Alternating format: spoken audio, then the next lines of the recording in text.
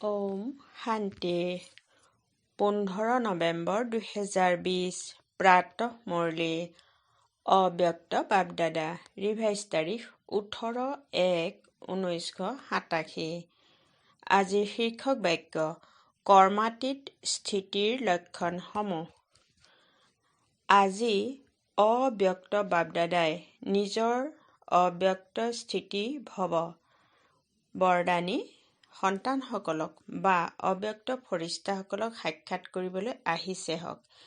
এই অব্যক্ত মিলন এই গোটেই কল্পত এতিয়া এবাৰেই সংগমত হয়। সত্যযুগতো দেৱমিলন হ'ব, কিন্তু অব্যক্ত ফৰিস্তাৰ মিলন অব্যক্ত মিলন এই সময়তহে হয়। নিৰাকাৰ পিতায়ো অব্যক্ত ব্ৰহ্মা পিতাৰ দ্বাৰা মিলন মনায়। নিৰাকাৰৰো এই ফৰিস্তাৰ ৰংগমঞ্চ অতি প্ৰিয় হয়। সেইবাবে নিজৰ ধাম এৰি আকাৰী বা সাকাৰী জগতত মিলন মনাবলৈ আহিছে। ফৰিস্তা সন্তানসকলৰ স্নেহৰ আকৰ্ষণত পিতায়ো ৰূপ সলনি কৰি বেশ সলনি কৰি সন্তানসকলৰ সংসাৰত আহিবলগীয়াই হয়। এই সংগম যুগ পিতা আৰু সন্তানসকলৰ অতি মৰমৰ আৰু অতি উপৰাম সংসাৰ হয়। স্নেহ সকলোতকৈ অধিক আকৰ্ষিত কৰাৰ শক্তি হয়, যিয়ে পৰমাত্মা বন্ধনমুক্তজনকো শৰীৰৰ পৰা মুক্তজনকো স্নেহৰ বন্ধনত বান্ধি লয়, অশৰীৰীজনকো ধাৰলৈ লোৱা শৰীৰধাৰী বনাই দিয়ে। এয়াই হৈছে সন্তানসকলৰ স্নেহৰ প্ৰত্যক্ষ প্ৰমাণ। আজিৰ দিনটো চাৰিওফালৰ অনেক সন্তানৰ স্নেহৰ ধাৰা স্নেহৰ সাগৰত সমাহিত হোৱাৰ দিন। সন্তানসকলে কয়, আমি বাপদাদাক সাক্ষাৎ কৰিবলৈ আহিছোঁ। সন্তানসকল সাক্ষাৎ কৰিবলৈ আহিছা নে সন্তানসকলক পিতাই সাক্ষাৎ কৰিবলৈ আহিছে নে উভয়ে মধুবনত সাক্ষাৎ কৰিবলৈ আহিছে? সন্তানসকলৰ স্নেহৰ সাগৰত স্নান কৰিবলৈ আহিছে, কিন্তু পিতা হাজাৰ হাজাৰ গংগাত স্নান কৰিবলৈ আহিছে। সেইবাবে গংগা সাগৰৰ মেলা বিচিত্ৰ মেলা হয়। স্নেহৰ সাগৰত সমাহিত হৈ সাগৰৰ সমান হৈ যায়। আজিৰ দিনটোক পিতাৰ সমান হোৱাৰ স্মৃতি অৰ্থাৎ সমৰ্থ দিৱস বুলি কোৱা হয়। কিয়? আজিৰ দিনটো ব্ৰহ্মা পিতাৰ সম্পন্ন আৰু সম্পূৰ্ণ পিতাৰ সমান হোৱাৰ স্মৃতি দিৱস হয়। ব্ৰহ্মা সন্তান তথা পিতা, কিয়নো ব্ৰহ্মা সন্তানো হয় পিতাও হয়।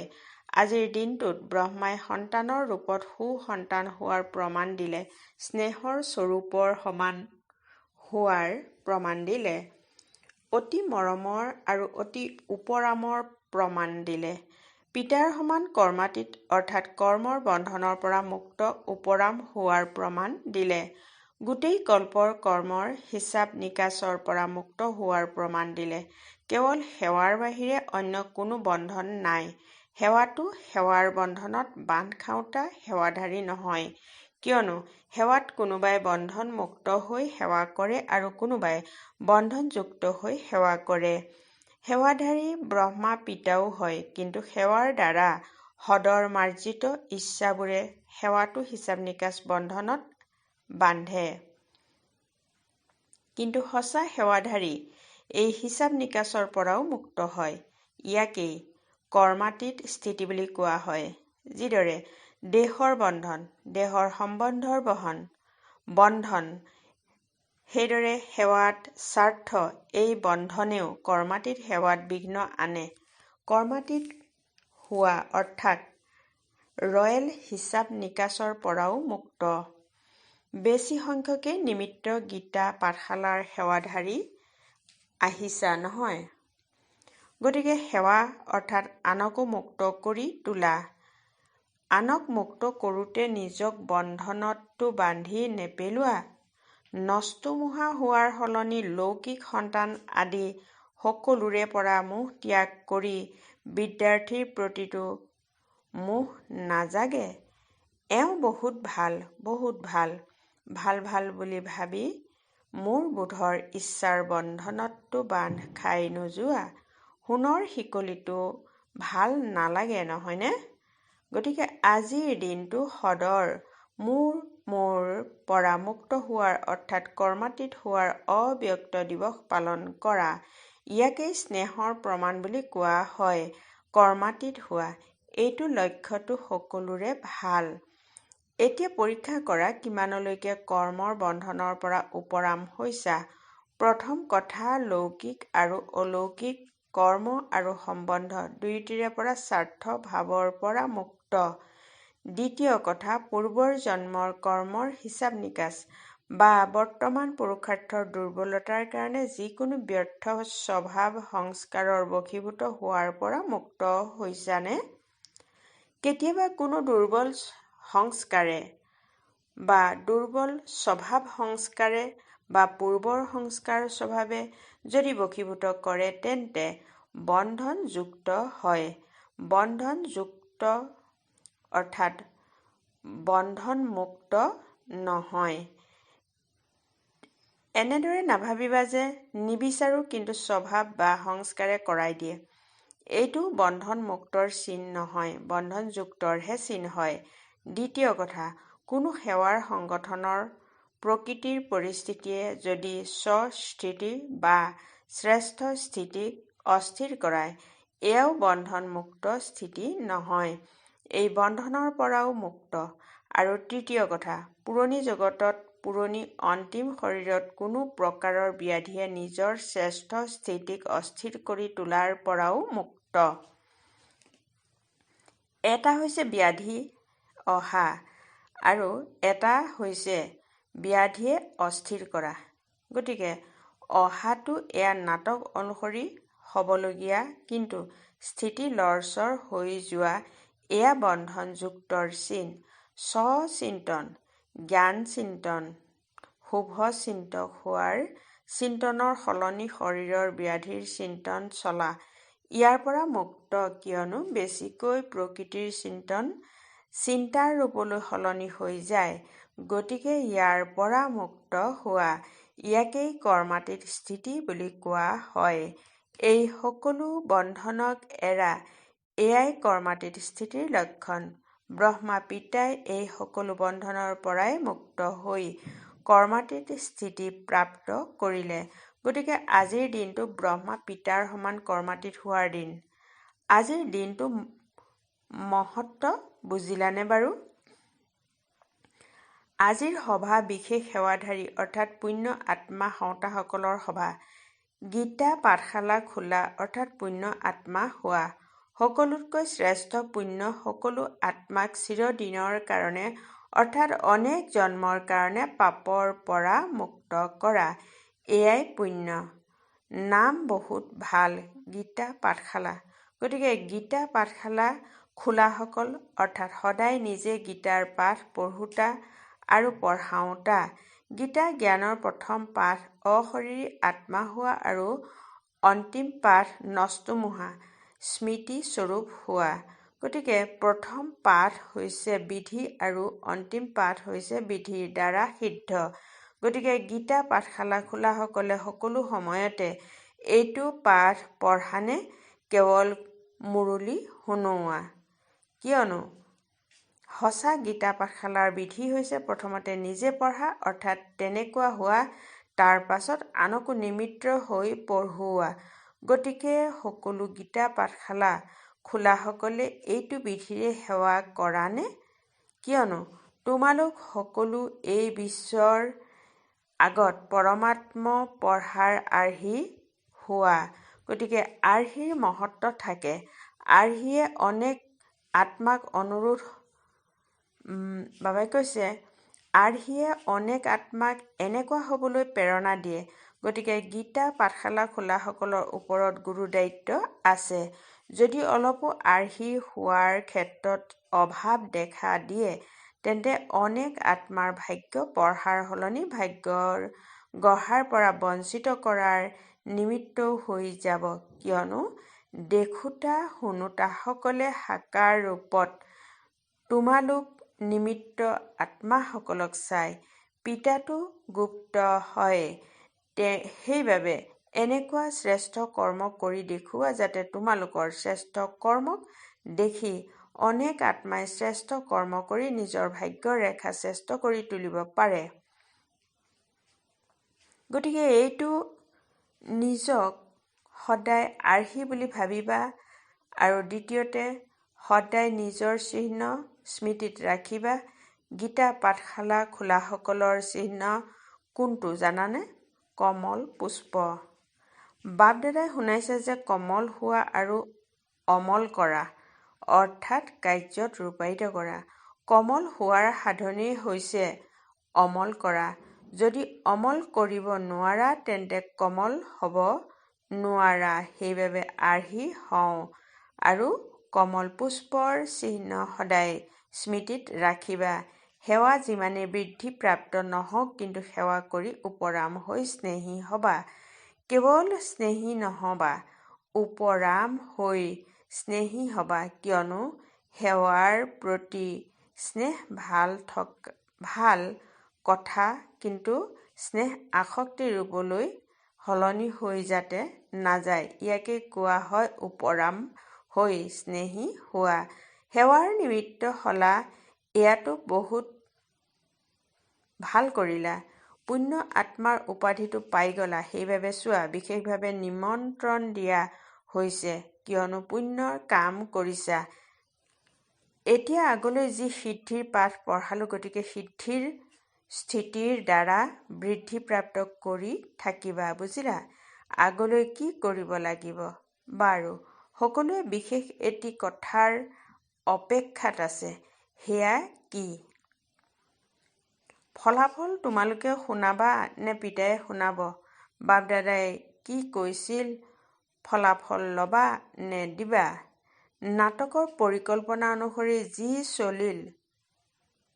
যিদৰে চলিল তাক ভাল বুলিয়ে কোৱা হ'ব। লক্ষ্য সকলোৱে ভাল ৰাখিলা, লক্ষণ যথাশক্তি কৰ্মত দেখুৱালা।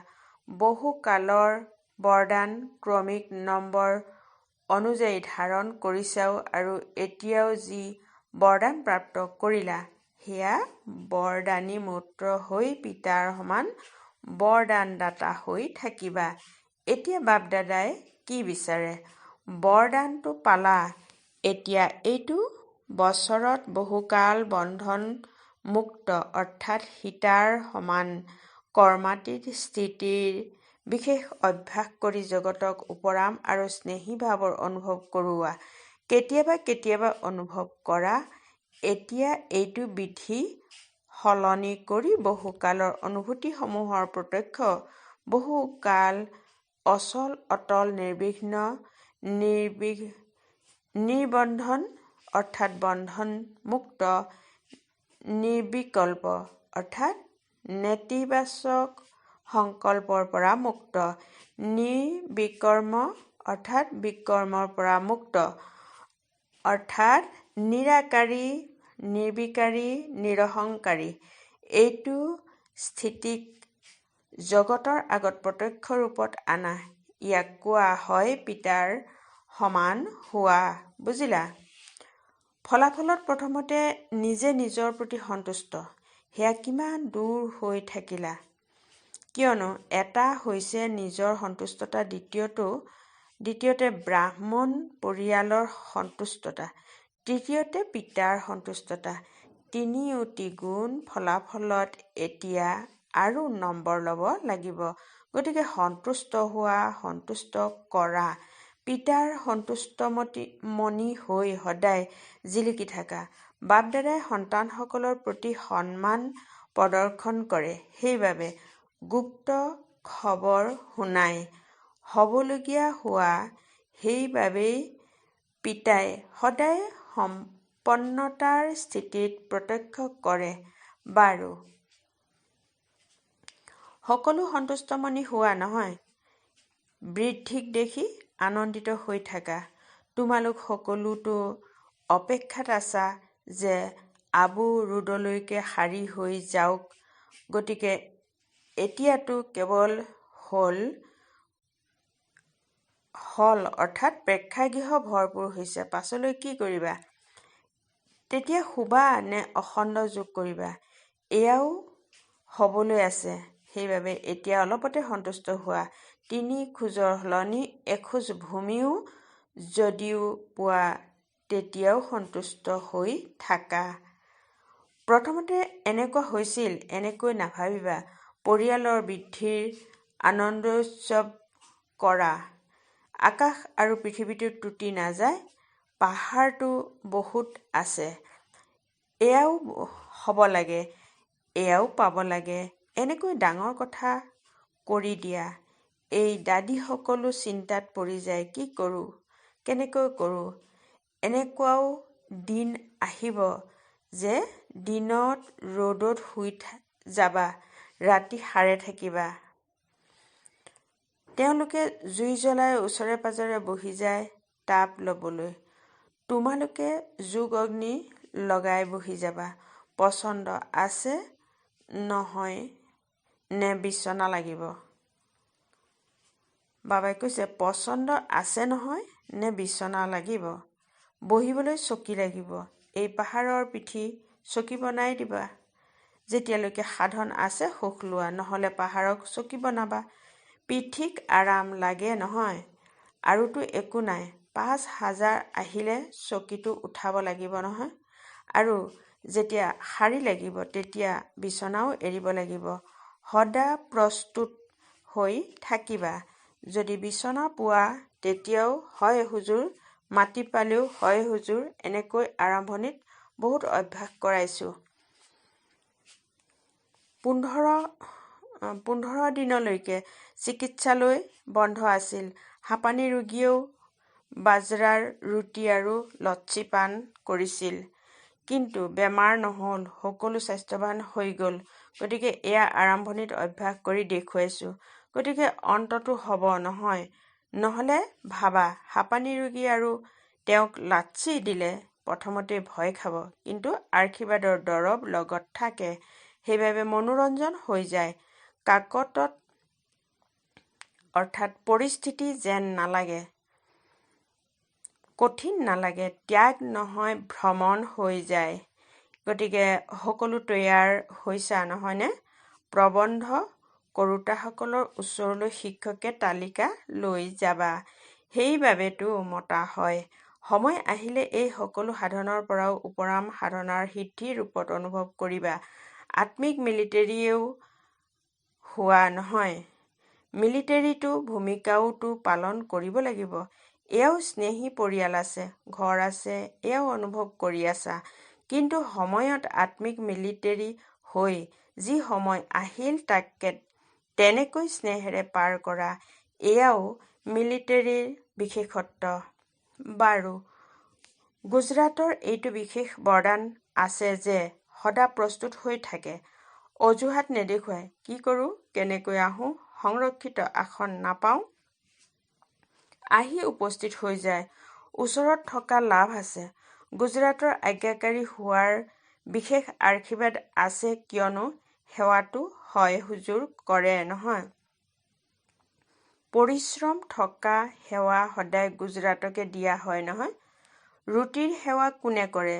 স্থান দিয়াৰ, দৌৰাদৌৰি কৰাৰ সেৱা গুজৰাটে কৰে। বাপ-দাদাই সকলো প্ৰত্যক্ষ কৰে। এনেকুৱা নহয় যে বাপ-দাদাই গম নাপায়। পৰিশ্ৰম কৰাসকলে বিশেষ প্ৰিয়তমৰ স্নেহ প্ৰাপ্ত কৰে। ওচৰত থকাসকলৰ ভাগ্য আছে আৰু ভাগ্যক আগবঢ়াই লৈ যোৱাৰ ভাল উপায় অৱলম্বন কৰে। ভাগ্য বঢ়াবলৈ সকলোৱে নাজানে। কোনোবাই ভাগ্য প্ৰাপ্ত কৰে, কিন্তু সিমানতে সীমাবদ্ধ থাকে। বঢ়াব নাজানে। কিন্তু গুজৰাটৰ ভাগ্য আছে আৰু বঢ়াবও জানে। সেইবাবে নিজৰ ভাগ্য বঢ়াই আছা। এয়া দেখি বাপ-দাদাও আনন্দিত হয়। গতিকে পিতাৰ বিশেষ আশীৰ্বাদ, এয়াও এক ভাগ্যৰ চিন। বুজিলা? যিসকল চাৰিওফালৰ স্নেহী সন্তান আহিছে, বাপ-দাদাইও সেই সকলো দেশ-বিদেশ দুয়োৰে স্নেহী সন্তানসকলক স্নেহৰ প্ৰতিদান, সদায় অবিনাশী স্নেহী হোৱাৰ বৰদান দি আছে। স্নেহত যেনেকৈ দূৰ-দূৰণিৰ পৰা আহি উপস্থিত হৈছা, যেনেকৈ স্থূলৰূপত দৌৰ লগালা, সমীপত আহিলা, সন্মুখত আহি উপস্থিত হ'লা, তেনেকৈ সদায় উড়ন্ত কলাৰ দ্বাৰা পিতাৰ সমান হোৱা, অৰ্থাৎ সদায় পিতাৰ সমীপত থাকা। যিদৰে ইয়াত সন্মুখত উপস্থিত হৈছা সেইদৰে সদায় উড়ন্ত কলাৰ দ্বাৰা পিতাৰ সমীপতে থাকিবা। বুজিলা কি কৰিব লাগিব? এই স্নেহ অন্তৰৰ স্নেহ দিলাৰাম পিতাৰ ওচৰত তোমালোক আহি পোৱাৰ আগতেই আহি যায়। সন্মুখতে থাকা বা আজিৰ দিনটোত দেশ বিদেশত শৰীৰেৰে দূৰৈত আছা, কিন্তু দূৰৈত থাকিও সকলো সন্তান অতি সমীপত অন্তৰাসনাধাৰী হয়। গতিকে সকলোতকৈ সমীপৰ স্থান হৈছে অন্তৰ। গতিকে বিদেশ বা দেশত বহি থকা নাই, কিন্তু অন্তৰাসনত বহি আছা। গতিকে সমীপত হৈ গলা নহয়। সকলো সন্তানৰে স্নেহপূৰ্ণ স্মৰণ, অভিযোগ, মিঠা মিঠা বাৰ্তালাপ, উপহাৰ সকলো পিতাৰ ওচৰত আহি গৈছে। বাপদাদায়ো স্নেহী সন্তানসকলক সদায় পৰিশ্ৰমৰ পৰা মুক্ত হৈ প্ৰেমত মগন হৈ থাকা এইটো বৰদান দি আছে। গতিকে সকলোৱে প্ৰতিদান পাই গলা নহয়। ভাল বাৰু, সকলো স্নেহী আত্মাসকলক সদায় সমীপত থাকোতা আত্মাসকলক সদায় বন্ধনমুক্ত কৰ্মাতীত স্থিতিত বহুকাল অনুভৱ কৰোতা বিশেষ আত্মাসকলক সকলো অন্তৰাসনাধাৰী সন্তুষ্টমণিসকলক বাপদাদাৰ অব্যক্ত স্থিতি ভৱ বৰদানৰ লগতে সম্পূৰ্ণ বা স্নেহপূৰ্ণ স্মৰণ, শুভৰাত্ৰি আৰু সুপ্ৰভাত। আজিৰ বৰদান: পুৰণি হিচাপ সমাপ্ত কৰি নতুন সংস্কাৰৰূপী বস্ত্ৰ ধাৰণ কৰোতা পিতাৰ সমান সম্পন্ন হোৱা। বহলাই এনেদৰে কোৱা হৈছে: যিদৰে দীপাৱলীত নতুন বস্ত্ৰ ধাৰণ কৰে, সেইদৰে তোমালোক সন্তানসকলে এই জীৱন্তে মৃত নতুন জন্মত নতুন সংস্কাৰৰূপী বস্ত্ৰ ধাৰণ কৰি নৱবৰ্ষ পালন কৰা। নিজৰ দুৰ্বলতা, ক্ৰোটি, নিৰ্বলতা, কোমলতা আদি যি পুৰণি হিচাপ বাকী আছে, সেয়া সমাপ্ত কৰি সঁচা দীপাৱলী পালন কৰা। এই নতুন জন্মত নতুন সংস্কাৰ ধাৰণ কৰি লোৱা, তেতিয়া পিতাৰ সমান সম্পন্ন হৈ যাবা। শ্লোগান: শুদ্ধ সংকল্পৰ সম্পদ জমা হলে ব্যৰ্থ সংকল্পত সময় অপচয় নহব। ওম শান্তি।